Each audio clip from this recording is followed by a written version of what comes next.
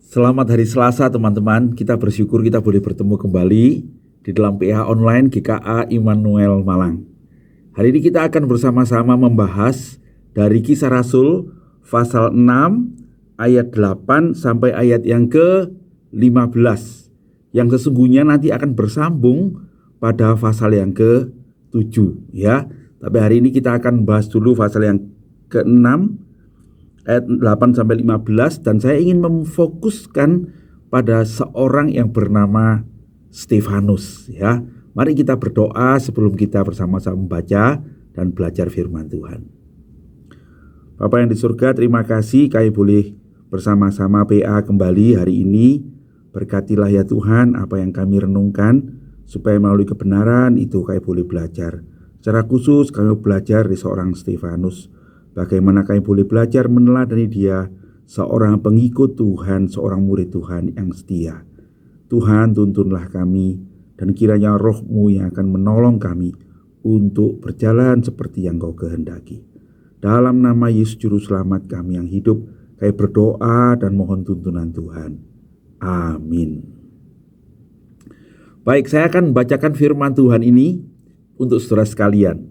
Kisah Rasul pasal 6 ayat 8 sampai ayat yang ke-15. Begini firman Tuhan. Dan Stefanus yang penuh dengan karunia dan kuasa mengadakan mujizat-mujizat dan tanda-tanda di antara orang banyak.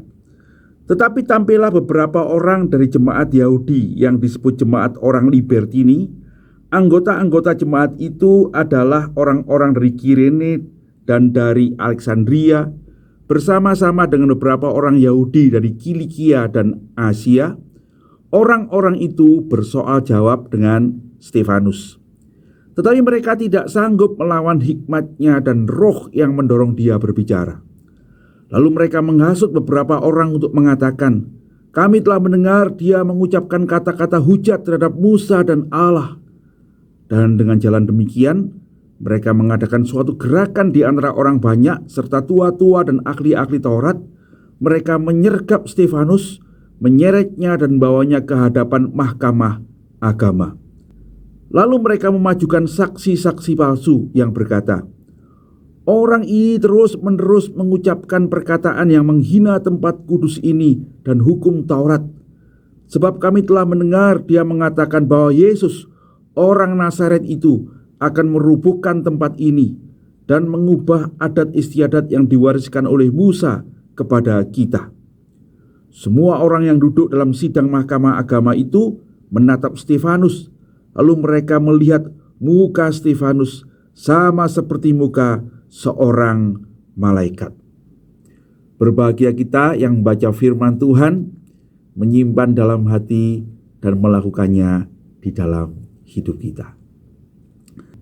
Nama Stefanus itu adalah nama yang sangat terkenal, bukan ya? Bahkan mungkin bisa jadi di antara nama-nama dari Alkitab, nama Stefanus itu mungkin yang paling banyak ya. Ada Steve, ada Stefanus gitu ya, ada Stephen ya, yang semuanya mengacu pada tokoh ini ya. Dan Lukas memang memberikan catatan yang cukup panjang tentang Stefanus ini ya. Yang menarik bahkan Lukas itu mencatat dengan cukup detail khotbahnya. Nanti kita akan membahasnya minggu yang akan datang ya, tentang khotbah Stefanus itu ya. Khotbah yang panjang sepanjang pasal 7 dari Kisah Para Rasul ini ya. Kok bisa tahu begitu detail tentang khotbah ini ya? Nah saudara-saudara, kalau saya memperhatikan dan saya membaca tafsiran-tafsiran, saya punya kesan bahwa ini Lukas dapat dari Paulus yang mungkin ingat khotbah itu. Kenapa? Sebab barangkali Paulus adalah orang yang ikut berdebat itu.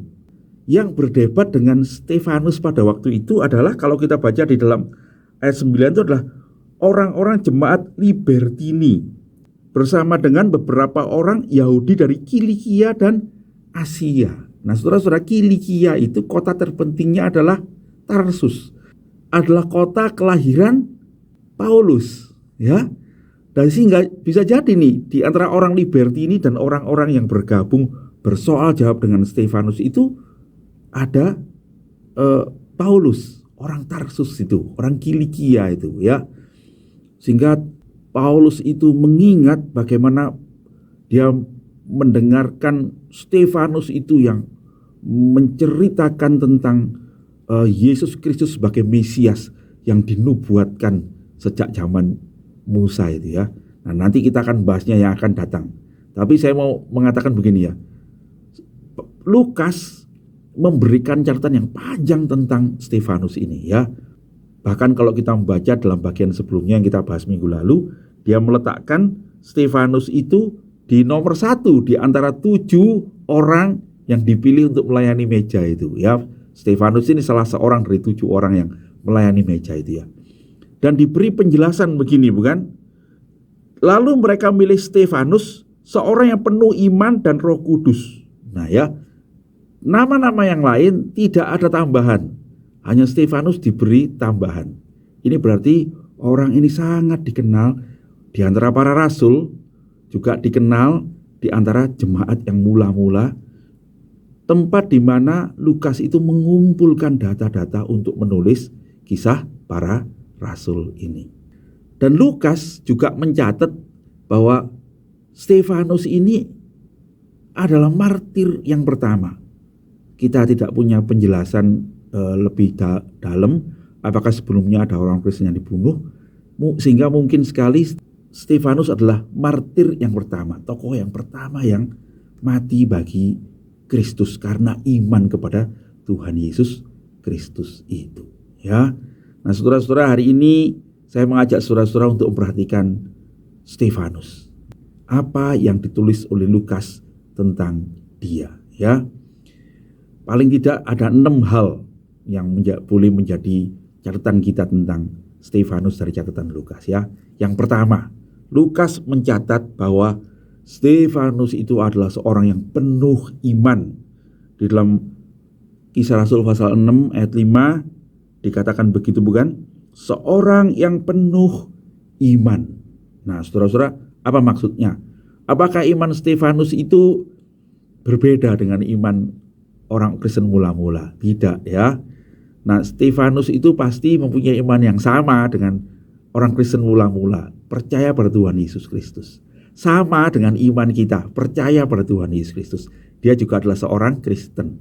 Tapi apa maksudnya penuh dengan iman? Artinya saudara-saudara, iman Stefanus itu membuat dia menyerahkan seluruh hidupnya kepada Kristus. Menjadikan Kristus itu pusat hidupnya. Nah, saudara-saudara sekalian, kita nanti akan menemukan bagaimana Stefanus itu karena percaya pada Tuhan Yesus, dia rela menyerahkan hidupnya pada Yesus, menjadi Tuhan atas hidupnya. Ya, dia hidup nanti waktu dia mati dirajam, dia menyampaikan perkataan yang seperti Tuhan Yesus, teladan hidupnya. Dan Stefanus itu ketika percaya pada Tuhan Yesus, dia membawa hidupnya itu untuk memuliakan Tuhan ya. Dia memberitakan Injil dengan tujuan supaya Yesus itu dipermuliakan, supaya orang tahu Yesus adalah Mesias yang hidup. Nah, saudara-saudara, saya kira itu yang penting. Saya berharap teman-teman semua mengingat ya, apa tujuan hidup kita sebagai orang Kristen ketika kita percaya Yesus, yaitu menjadikan Kristus sebagai pusat. Apa itu menjadikan Kristus sebagai pusat? Nah, kalau kita dulu belajar tentang purpose driven life itu, Yesus adalah menjadi pusat hidup kita ketika kita menjadikannya Tuhan. Kita menjadikannya tujuan. Kita menjadikannya teladan. Nah, itulah yang membuat Stefanus dikatakan maka dia adalah orang yang penuh iman. Sebab percayanya kepada Yesus membuat dia menjadikan Yesus itu sebagai Tuhannya, tujuan hidupnya, teladan dalam semua yang dikerjakannya. Saudara-saudara, apakah kita menjadi orang seperti itu? Ya, itu catatan Lukas yang pertama. Dia seorang yang penuh dengan iman. Yang kedua, catatan Lukas mengatakan bahwa di ayat yang sama, pasal 6 ayat 5, dia adalah seorang yang penuh dengan Roh Kudus. bersama-sama dengan 6 saudara yang lain. Dia adalah orang yang penuh dengan Roh Kudus. Itu sebab adalah syarat ya dari dipilihnya 7 orang untuk melayani meja itu ya. Nah, saudara-saudara, penuh dengan Roh Kudus ini menunjukkan apa? Bahwa di dalam hidup Stefanus nyatalah kuasa-kuasa Allah bekerja ya. Seperti rasul-rasul dikatakan di ayat 8, dan Stefanus itu penuh dengan karunia dan kuasa, mengadakan mujizat-mujizat dan tanda-tanda di antara orang banyak. Kelihatan saudara-saudara ya, terlihat di dalam hidup Stefanus itu ada Roh Kudus yang berkarya. Mungkin dia berdoa dan orang disembuhkan ya. Mungkin dia melihat orang mengalami masalah, dia menyampaikan firman Tuhan, nubuat firman Tuhan yang menguatkan dan menopang ya. Nah, saudara-saudara, ada kuasa yang nyata. Nah, ini saya kira juga penting saudara-saudara ya. Apakah kita sebagai orang percaya sungguh nyata pada orang-orang di sekitar kita, pada Roh Kudus itu yang bekerja dalam perkataan kita, dalam doa kita, dalam hidup kita. Apakah orang itu merasakan kuasa Allah yang nyata di dalam semua yang kita lakukan ya. Stefanus mempunyai itu ya. Saya yakin itu sesuatu yang wajar bagi seorang yang menyerahkan seluruh hidupnya pada Tuhan. Tuhan Yesus berkata, "Jikalau kamu tinggal di dalam aku dan firman-Ku tinggal dalam kamu, mintalah apa saja yang kamu kehendaki dan kamu akan menerimanya." Orang ini punya kuasa di dalam doa. Saya percaya dari yang pertama itu iman itu, maka muncullah yang kedua, ada roh yang nyata kuasanya. Yang ketiga, saudara-saudara, dikatakan bahwa Stefanus itu bukan cuma penuh dengan kuasa roh, tapi dia penuh dengan karunia, karis itu. Maksudnya apa? Penuh dengan karunia ya. Itu terdapat di ayat 8 ya. Stefanus itu penuh dengan karunia dan kuasa. Kuasa itu tadi sudah kita bahas ya. Sekarang karunia itu apa? Karis. Nah, karunia itu menggambarkan adanya sesuatu yang diberikan Tuhan pada diri orang percaya itu ya. Dia itu penuh karunia, berarti penuh pemberian. Pemberian apa ini saudara-saudara? Nah, sedikit berbeda dengan pernyataan kuasa yang keluar, maka karunia ini lebih menunjuk pada apa yang tampak di dalam diri Stefanus ya. Ada buah-buah roh, ada kasih, ada sukacita ya, ada damai sejahtera. Orang yang penuh karunia itu menunjukkan keindahan dirinya ya, bukan pernyataan keluarnya, tapi keindahan dirinya. Saudara-saudara, apakah orang-orang melihat ada karunia di dalam hidupmu ya, sehingga orang berusaha melihat bagaimana Tuhan itu membuat hidupmu itu menjadi begitu berarti, begitu indah, dan orang berkata, wah, hidupmu itu penuh berkat ya, penuh karunia. Ada keindahan, ada karis yang Tuhan berikan pada kita. Yang paling nyata ya buah-buah roh itu ya, kasih, sukacita, damai sejahtera, kemurahan, kebaikan, penguasaan diri, ya, kesetiaan. Saudara-saudara, apakah kita mempunyai itu di dalam hidup kita? Jikalau kita percaya pada Yesus, Roh Kudus itu diam dalam hati kita. Roh itu bukan cuma menunjukkan kuasa keluar, tetapi Tuhan itu akan membuat hidupmu itu menjadi indah. Saudara, saya berharap saudara punya hidup seperti itu ya. Dan kiranya bukan orang lain yang diberkati, tetapi saudara yang diberkati dengan segala keindahan itu. Ada karunia di dalam hidupmu ya. Yang keempat yang dicatat oleh Lukas.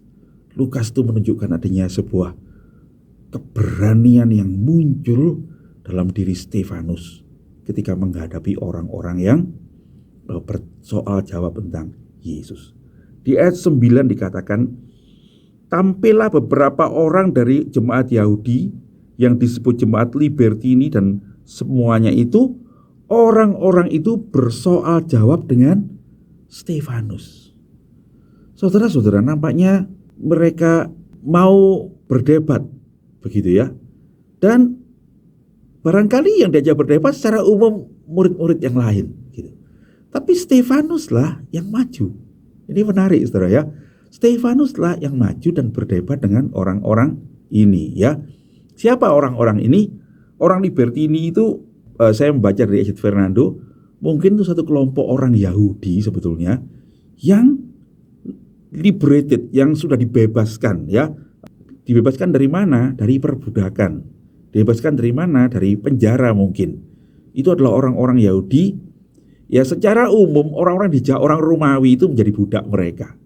Tapi ada orang-orang Yahudi yang rupanya kemudian menjadi orang Romawi, punya hak orang Romawi, jadi warga negara Romawi. Siapa orang-orang ini? Orang-orang kaya, orang-orang yang terkenal, orang yang pinter. Salah satu yang kita kenal sebagai orang warga negara Romawi itu adalah Rasul Paulus, ya. Paulus itu berkata, aku ini warga negara Roma. Nah, barangkali dia termasuk orang Libertini ini, ya, orang-orang yang beroleh kebebasan, tidak lagi sebagai budak. Nah, jadi orang-orang ini orang-orang pandai, saudara-saudara, orang berpengaruh. Nah, itu sebabnya mereka itu datang dan mau berdebat dengan orang-orang Kristen ini, ya. Mereka merasa orang-orang Kristen ini ngajarin apa sih, gitu ya. Mungkin mereka kayak seperti hari ini, ya, ada orang yang mau menjatuhkan iman Kristen dengan perdebatan. Siapa yang maju? Stefanus, ya.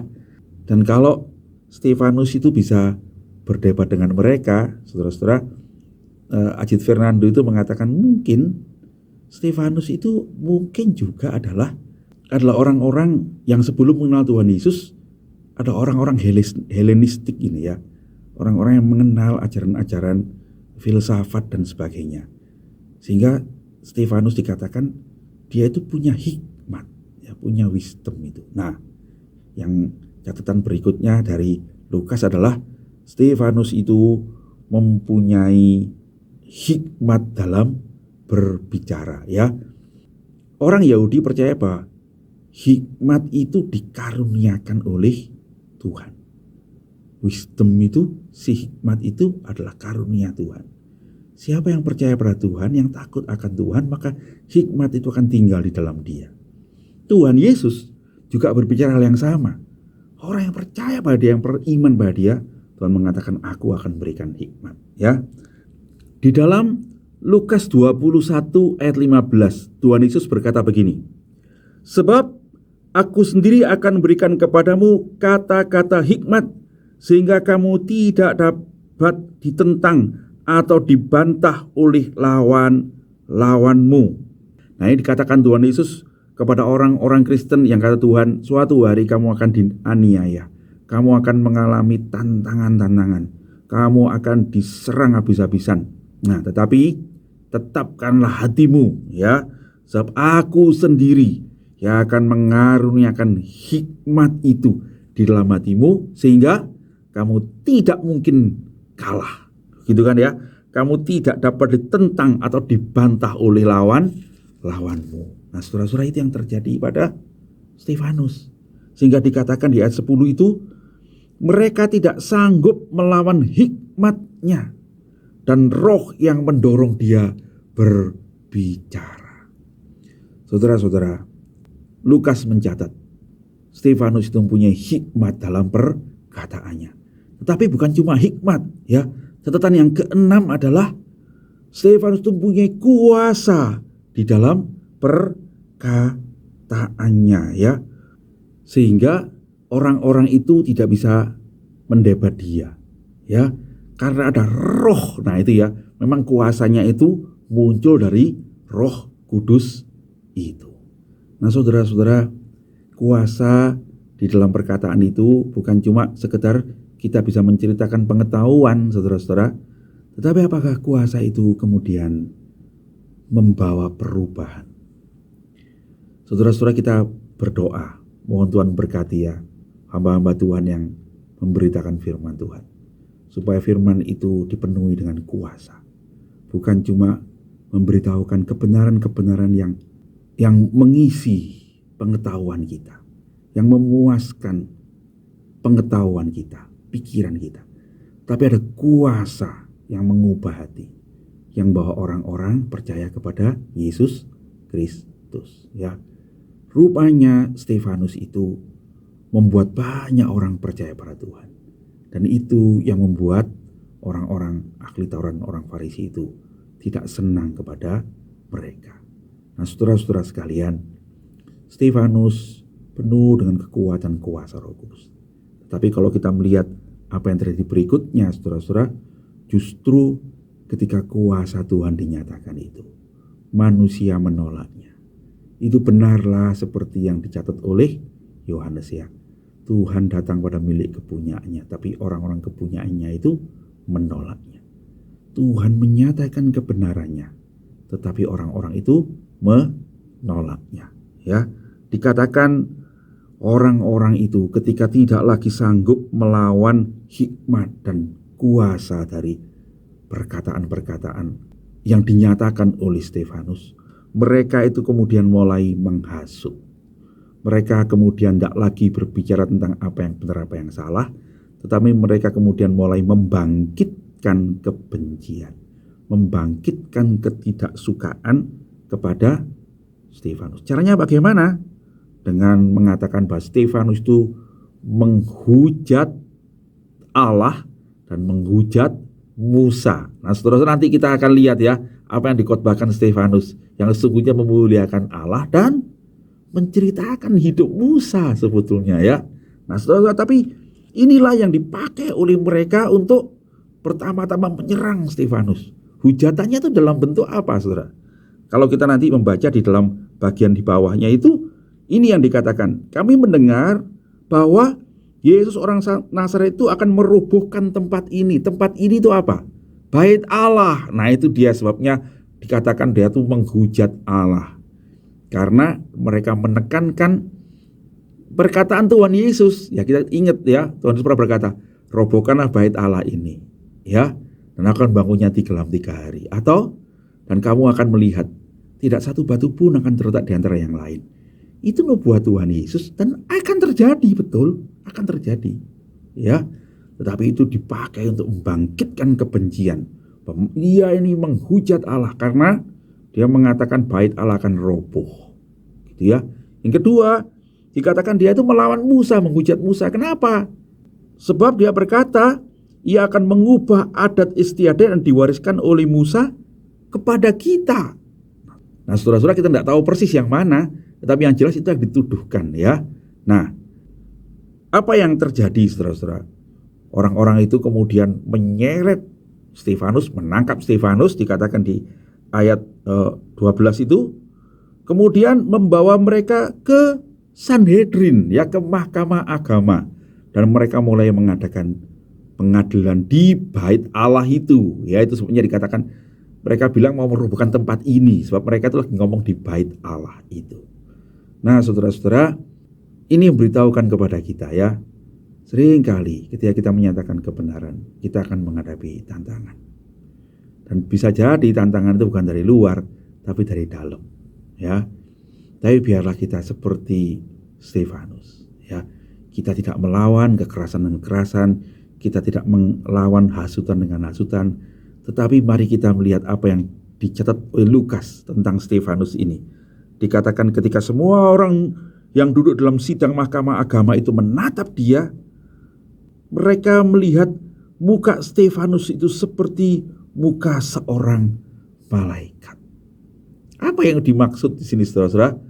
Muka Stefanus itu bersinar-sinar, seperti seorang malaikat itu bersinar-sinar. Saudara, itu adalah gambaran yang dipakai firman Tuhan untuk menunjukkan orang yang dekat dengan Tuhan itu. Musa punya muka seperti itu ya. Ketika Musa turun dari gunung Horeb bertemu dengan Tuhan, waktu dia turun mukanya bersinar ya. Orang Israel sampai takut, kemudian Musa mesti menyelubungi mukanya supaya tidak kelihatan sinarnya itu pada orang Israel. Muka yang bersinar itu menyatakan kemuliaan Allah. Muka yang bersinar itu menyatakan keindahan. Saya tidak tahu dilihat pada waktu itu ya. Tapi kalau saya bayangin ya, waktu mereka melihat muka Stefanus itu muka seperti malaikat, tentu saya tidak membayangkan Stefanus itu marah, cemberut, alisnya mengkerut, begitu ya, mengkertakan gigi, mungkin tuh kayak muka setan kali. Tapi ini seperti muka malaikat tuh bagaimana? Saya bisa membayangkan di tengah hujatan itu, Stefanus itu tersenyum, mukanya bersinar. Dan kemudian ketika dia ditanya oleh orang banyak itu, benarkah apa yang dituduhkan padamu? Lalu Stefanus berkhotbah, saudara-saudara, itu dimulainya ya, saudara-saudara. Nah, saya tidak akan bahas sampai situ, tapi saya mau mengatakan begini, bagaimana kita merespon, saudara-saudara, ketika kita ini memberitakan Injil, ketika kita ini dalam skala yang kita maksudkan untuk memuliakan Tuhan itu, dalam semangat kita yang menggebu-gebu untuk melayani Tuhan itu, kemudian kita tidak diterima dengan baik. Apa kita punya muka seperti malaikat, sehingga orang-orang yang melihat kita itu tidak melihat kemarahan kita, tidak melihat kejengkelan kita, tetapi melihat kemuliaan Tuhan. Tidak mudah, saudara-saudara ya. Saya tahu tidak mudah. Tetapi saya percaya itu dimulai dengan Stefanus yang penuh dengan iman itu. Lalu Tuhan mengaruniakan Roh Kudus-Nya. Dan bersama dengan iman dan Roh Kudus itu, maka refleksi pernyataan Allah itu muncul dalam hidupnya, di dalam mukanya ya, mukanya seperti muka malaikat. Kiranya Tuhan menolong kita, saudara-saudara. Kiranya hidup kita ini memancarkan keindahan Tuhan. Kiranya hidup kita menjadi berkat, bahkan nanti ya seperti Stefanus, kematiannya itu membawa berkat bagi orang-orang, bagi gereja, dan nama Tuhan dipermuliakan. Tuhan kiranya menuntun kita ya. Mari kita berdoa. Terima kasih Tuhan, kami boleh bersama-sama belajar tentang Stefanus hari ini. Engkaulah kiranya akan berkati kami, supaya kami ketika mendengarkan cerita tentang dia, hati kami dibawa pada kerinduan untuk menjadi seperti Stefanus, supaya hidup kami memuliakan Tuhan, supaya hidup kami membawa kebaikan dan keselamatan, dan juga waktu kami mati, kami juga membawa keselamatan dan kebaikan. Betapa indahnya ya Tuhan. Tuntunlah kami, berikan kami iman, berikan kami kuasa Roh Kudus-Mu, dan kiranya dalam hidup kami nama Tuhan dipermuliakan. Terpujilah nama Tuhan, dalam nama Yesus Juru Selamat kami yang hidup, kami berdoa dan mengucap syukur. Amin. Demikian PA kita hari ini, saudara-saudara. Nanti sore kita boleh bertemu untuk membahasnya dalam Zoom meeting GKI Immanuel Malang. Tuhan Yesus memberkati.